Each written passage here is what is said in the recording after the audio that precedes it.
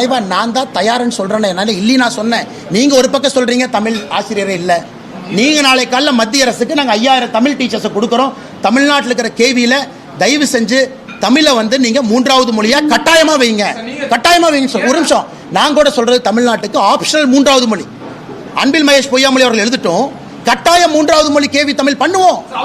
அண்ணா ஒரு நிமிஷம், என்ன அண்ணா ஒரு நிமிஷம், நம்ம பண்ணோம் நாளைக்கு தமிழ் பண்றோம் அப்படின்னா நீங்க டீச்சர்ஸ் இல்லைங்க, டீச்சர்ஸ் எங்களுக்கு இல்ல.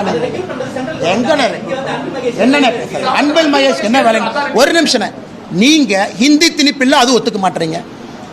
மும்மொழி கொள்கையில ஹிந்தி திணிப்பு இல்லைன்னு சொன்னா அதை ஒத்துக்க மாட்டீங்க.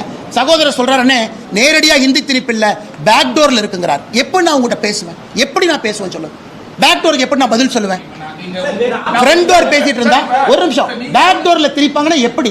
நாளைக்கு காலையில முதலமைச்சர் கையில் எப்படி நான் பேக் டோர்ல திரிப்பாங்க? எப்படி நான் திரிப்பாங்க? இல்லைன்னு என்ன சொல்றேன்? இல்லைன்னு சொன்னாங்க, இல்லைன்னு சொன்னாங்க, இல்லை. நீ கால்ஃபர் பண்ணு, குவாலிஃபை பண்ணு, வர சொல்லு. தெலுங்கானால இருந்து அப்ளை பண்ணுவாங்க பாஸ், கர்நாடகால இருந்து அப்ளை பண்ணுவாங்க. நீ கால்ஃபர்